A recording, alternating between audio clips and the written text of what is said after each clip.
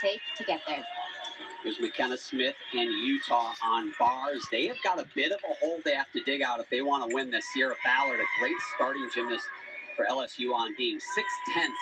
Utah is behind the first place Oklahoma Sooners. And Oklahoma, they're tough to beat if you hit. If you have mistakes and you dig yourself a hole, it's going to be a real challenge. McKenna doing a good job being patient in between each skill. That leadoff spot we talk about over and over again is crucial. And on being Sierra, she was made for this role. Sierra takes a lot of pride in going first. And on beam, she told me she imagines herself between two brick walls, reminds her to stay very tight so she doesn't wobble. I get a sense that the gymnasts try to imagine themselves doing anything but actually on a 4-inch wide balance beam alley the more you talk about it. That's absolutely correct. It's very nerve-wracking, even in practice.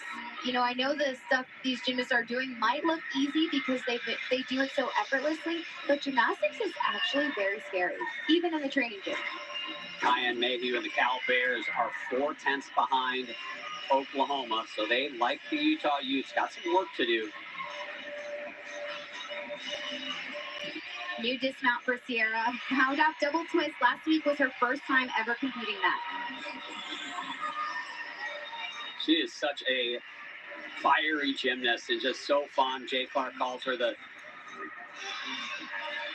just that energy, that energizer of the team. The cruise director, if you will.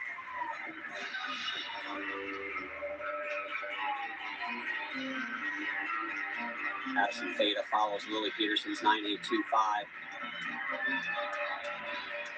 Lily Peterson opened the season for Oklahoma with a stuck vault, which was just serendipitous based on how their season ended last year.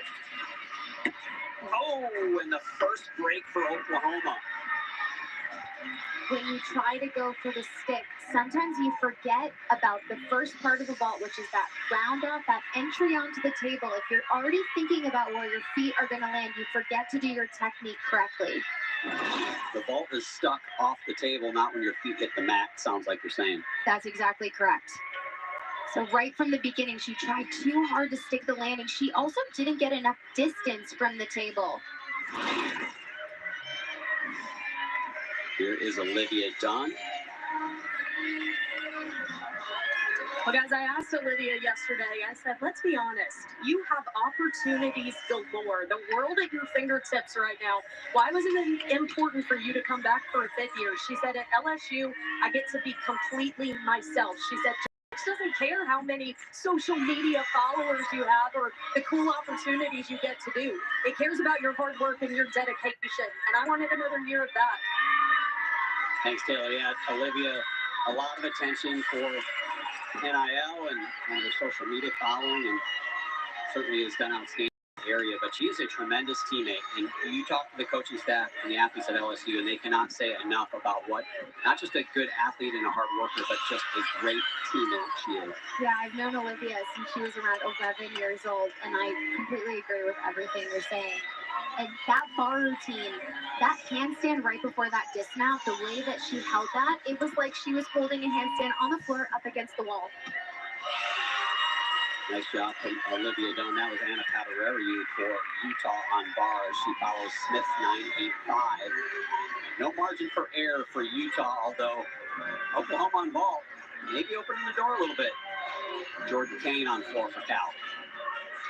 I watched Cal in warm-ups, and they stuck every single tumbling pass on floor. Just as mistakes are contagious, I also think sticks and hitting your routines are contagious. Is that mistake on vault contagious? Not so far. Great vault from Faith. I can see she played it safe. She over-rotated. She went a little bit harder. She didn't want to hold back. She had that big hop forward, but of course you'd rather see the big hop forward than a fall or an under rotation. Yeah, she was making sure that one was not going to be a problem. After someone falls, the most important person in the competition is the person after them. They can only drop one score. So you want to be able to get your team back, that confidence back, and set them on the right note.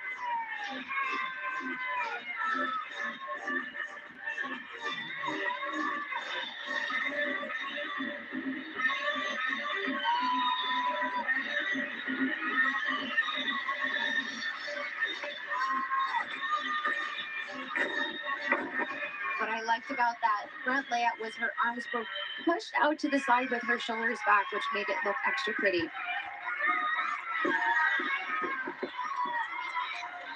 Nice job from Jordan Kane. Kaylin Chio now, man, she is having herself a night as well. Two virtually perfect routines on vault and bars. Here she is, third up to go for LSU on beam. Following at 9.775 from Olivia Dunn. And that mount right there, I love the risk that she takes doing that round off that handspring on the beam.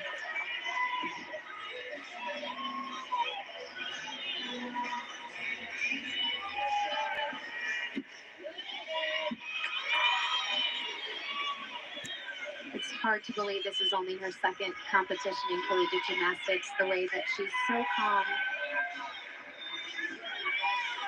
taking it one skill at a time.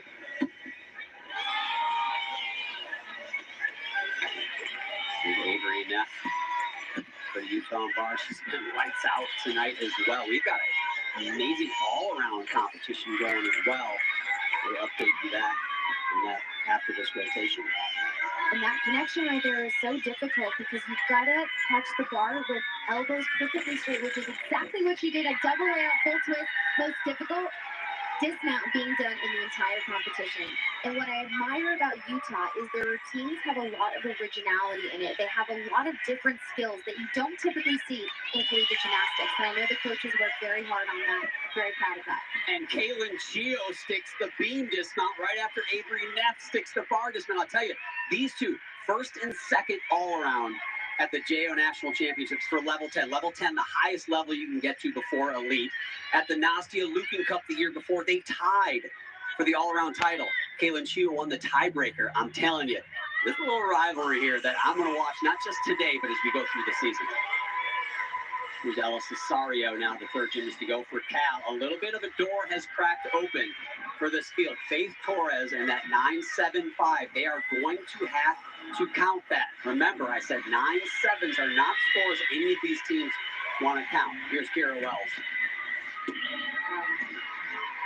What I like about Kira on vault is she is so light on her feet when she lands.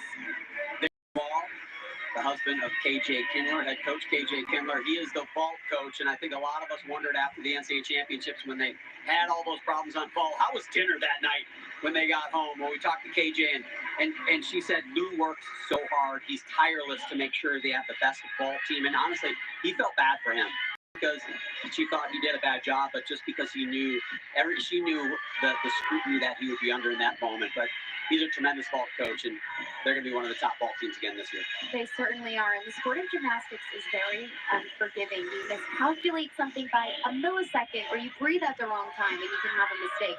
Mistakes happen. Connor McLean on the balance beam. He mentioned on bars, Allie, somebody who defines execution. There's really no gymnast in collegiate gymnastics that has that better toe point and better form. This is an opportunity. She's been perfect here. They need a big number, a 9-9 plus. They could catch Oklahoma. Ella Cesario finishing up floor. Connor has gotten 2 perfect 10s on this event. Watch her releve and her toe point. Started off with a wobble on that. Sometimes it can be stressful, your first skill, to have a balance check, but she's doing a good job recovering, not getting in her head. That full turn she just did, you're going to see something like that, or a variation of that over and over again. It's a requirement. Connor McLean was on that path to try to make the 2024 Olympic team. Unfortunately, she tore her Achilles tendon in that process. You can see that massive tape job in her left leg. But what a comeback she has had. Will she do more than beam and bars this season? We don't know, but just the fact that she's out there is impressive. Amelie Morgan on the uneven bars for Utah. And Amelie just did a pack full twist, which is also one of the most difficult skills being done in the entire competition on bars. And Connor told me she did not expect to be back so early. And I asked her, how did you come back from an Achilles injury that fast? And she said, Monday through Friday, she rehabs for at least 3 hours. And that is the word out of Baton Rouge. It's just she was so diligent in that rehab. There's head coach Jay Clark in his 5th season. Jordan Bowers. Kira Wells, 9.85. So A couple of scores in the 9-8s. That 9-7-5 will count. 2 yet to go. They need big scores. LSU looming just .175 behind the Sooners after the last rotation. NJ Frazier on floor exercise. Great event for her. She can really fly here. And on vault, pay attention to Jordan's body position here. Her body is so tight. Hips are open. I could even see she opened her hips and tried to anticipate the landing. In this first pass on floor from MJ. Run through to a double tug. Shouldn't receive any deduction for that. Showed great control.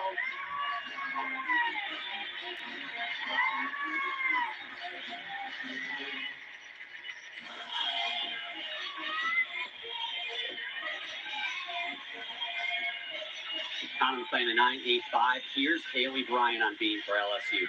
Taylor? Well, guys, obviously Tigers fans are going to be thrilled to see Haley back in the lineup. She sat out last week's meet. Head coach Dave Clark, of course, telling us we've got to be very cautious with her dealing with that elbow injury, but slowly working her back into this beam lineup. But, guys, down here on the floor following LSU, she has been a team player. First one to encourage her teammates. She's even been moving mats at times. Truly the heart and soul of this team. Yeah, she is something special, Taylor. And, you know, you can talk about whether she's the best gymnast competing collegiate gymnastics right now, but in my opinion, she's entered the conversation. She's at least in that conversation of amongst the best collegiate gymnasts ever. She is just day in and day out putting up big numbers, 18 10-0s in her career. I agree. Skills like that standing punch, looks like she's doing that on the trampoline.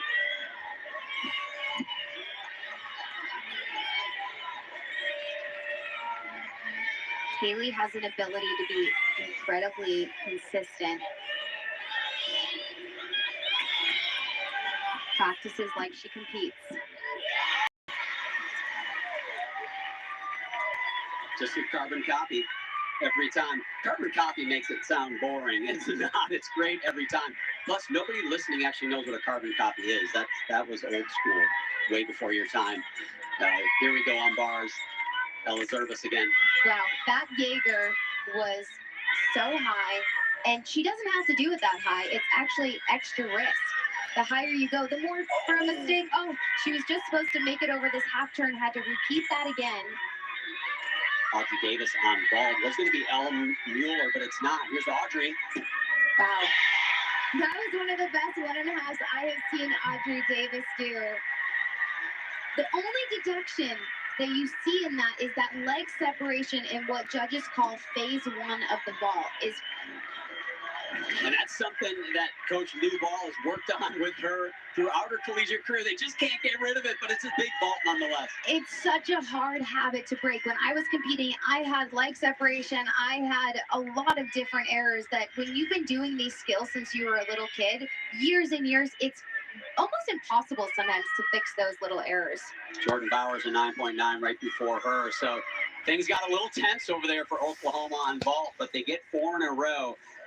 Will it be enough to maintain the lead? We will see. Maya Lazan, exercise for Cal. She is their 5th gymnast to go. You can see how well their rotation has gone. The low score, 9.825. LSU and Aaliyah Finnegan getting ready to go over there. They're trying to drop that 9.775. This has the feel out of me that's going to come down to the last gymnast. It does. I feel nervous. It's an intense competition. It's like the circus alley. It's intense.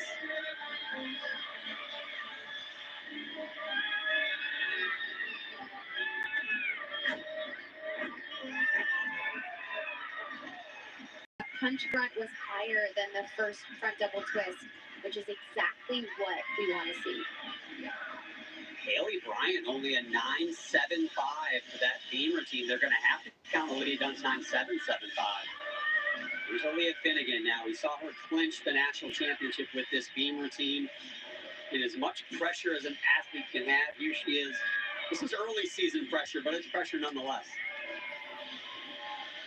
I have to imagine for Aaliyah clinching that title in that iconic beam routine, the way she handled that pressure, has to give her confidence in moments like this. She's going to open up with a back handspring layout, extremely difficult. You can see she uses the entire length of the beam. When you travel backwards, that helps you stay straight.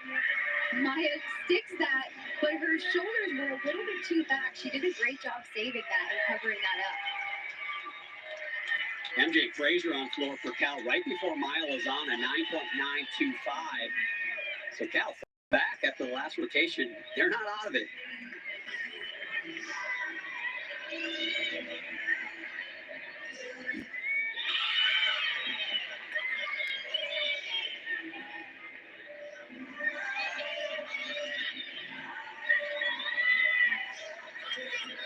Aaliyah does such a great job of focusing on her breathing. I can see her taking deep breaths in between each skill.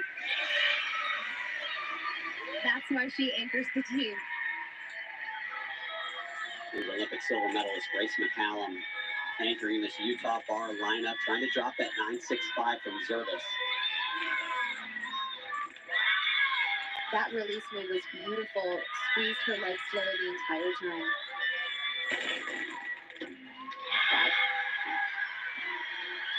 There you go. We haven't seen any perfect 10 scores, but we've seen a lot of perfect gymnastics, in my opinion, Allie. I completely agree. Watch how her legs are squeezed together. That is so difficult when you're doing that half twist in the air to not separate your legs to help you go faster, and then legs squeezed together the entire time. Clicked her heels together, exactly what the judges want to see.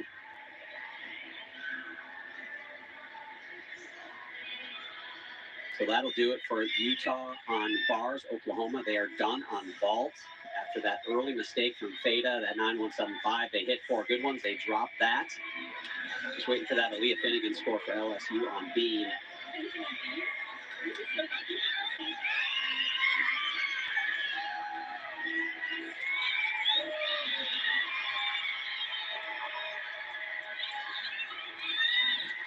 So Maddie Williams out. She has been sick. Heard that from her coaches.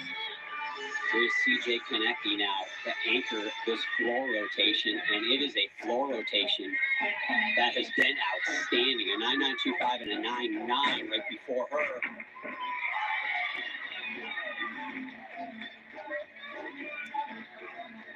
It's easy for me to say, Allie, there's not really a routine you can do with no pressure in gymnastics, but they're looking at a low score of a 9.825 in this rotation. This feels like one of those, go out, let it fly, nothing to lose. Sometimes when you're either nervous or you have a lot of adrenaline, you go too hard for the skills and then you step out of bounds. So it's very hard under the lights and the excitement and fans screaming and cheering to be calm. Gymnastics is one of those sports where you don't want to be very pumped up. You just want to feel like it's a normal day in the gym.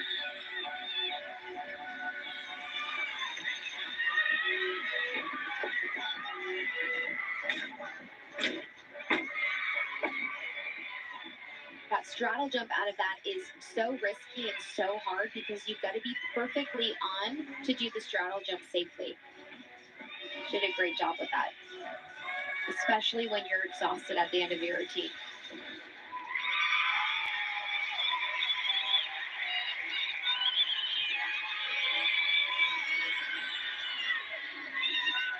So this meet is tightened up between the top 3 teams. 0.125 separates first and second. The second place team, the LSU Tigers, their head coach is the subject of our Jersey Mike's interview this rotation. Taylor?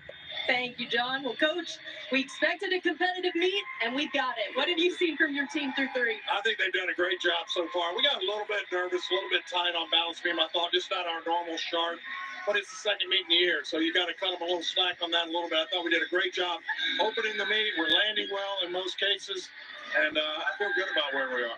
Your 0.125 back after that beam rotation. How do you close it out on floor? Well, it's our best event. You know, we don't have Haley and we don't have KJ, but we got 6 strong routines going out there today. And I have every bit of the confidence in the world. It's the strongest event that we have, and we tumble through the roof. So if they go out there and do their job, we got a shot. Now, buckle up, everybody. Thanks, Jeff. Thanks, Taylor. Thanks, Taylor. Yeah, LSU, their bench for their floor rotation could beat a lot of collegiate teams. Their starters are out of this world. Speaking of out of this world, Aaliyah Finnegan has had a year.